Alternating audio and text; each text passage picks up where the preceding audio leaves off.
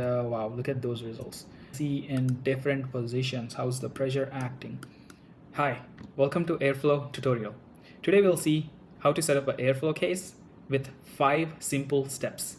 So let's dive in. So as you can see, I have my airFlow set up here, and we have a clean working space. It's a new project. If you do not have a new project opened up, you can click new project and it'll open a new project.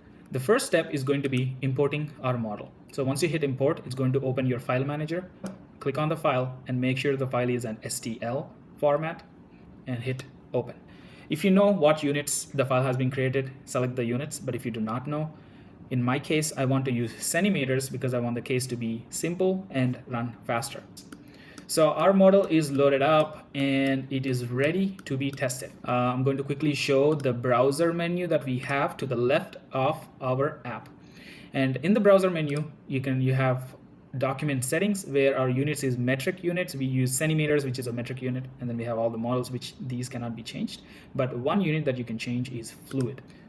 So in fluid, we have air and water. So whichever medium you want to choose, you can pick that medium and you can move forward. In my case, I chose air, so I'll hit air and then we'll move on to the next step. So after importing, our next step is setting up the domain. All you have to do is click domain and auto sets up a domain pre-calculated for this specific model. And if you don't like anything about this domain, or if you want to change some dimensions, you can easily go on, hover over different input fields right here, which will visually show you what plane you will be working on. In my case, I want to change this plane because I think the model was not in the center earlier, but now it is. And one more thing I want to change is I want to get as much data as possible in the back of the vehicle. Go ahead and move that to 3, so I have more space in the back.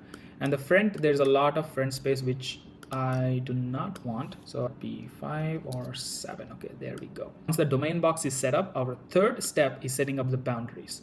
So boundaries are telling the software where our inlet is and how speed the air is flowing, and that'll be denominated with a green arrow. As we can see that our inlet is not on the correct plane, we need to change that. And how we can change that is we can go to the browser menu here, click on the boundary conditions, and then right here we have our inlet settings. So we'll go change that inlet to the proper direction. Don't know the axis straight away, you can play around with this and figure out which one is the right direction. And once you have your inlet, you can pick and choose what's your velocity are. This is in meters per second, so do your calculations, understand what speed you're trying to set up this test for, and do that. And once you're done with the boundaries, you move on to mesh. The draft is the lower quality, standard is the medium quality, and the fine is a finer quality, better quality. And we have advanced controls. We have surface refinement. If you want to change the level, you're welcome to play with this. And once you set up and you are okay with all the settings, you can go ahead and hit generate mesh. It should take a couple seconds for it to generate mesh based on your settings. If you want fine and if you do advanced controls, it might take a little bit more time. And once you're done with meshing, now it's time for you to go and solve. So once you hit solve, your solver menu is open. I wouldn't play much. If you do not know about this, I wouldn't play much about with these values. Whatever is here, you can leave it just the way it is and then hit run simulation.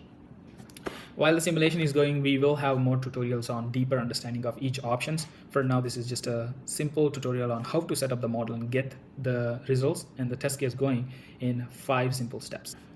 Results are ready, and it only took 127 iterations for it to find out the full solution.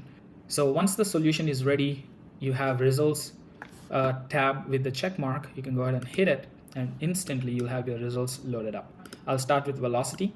And you have 3 simple settings, which is choose the plane that you want to know your results on. For example, if I want the YZ plane, which you can clearly get from this 3D axis over there, you can hit YZ, and wow, look at those results. Have like a deep blue right there, and what's the meaning of deep blue is down here, velocity color-coded label. And the blue basically means it's the lowest speed air, which makes sense that air is flowing around the car and then it's not touching the deep air inside the trunk. So basically there's no movement there. And if you can see these greens, these are half the velocity that we provided. So basically it is hitting the car and it's slowing down, and that's what it's showing.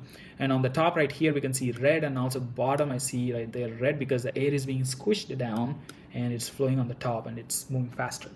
And basically you have plane in the middle. For this setup, you can go ahead and change this to 0 and hit enter. It basically moves.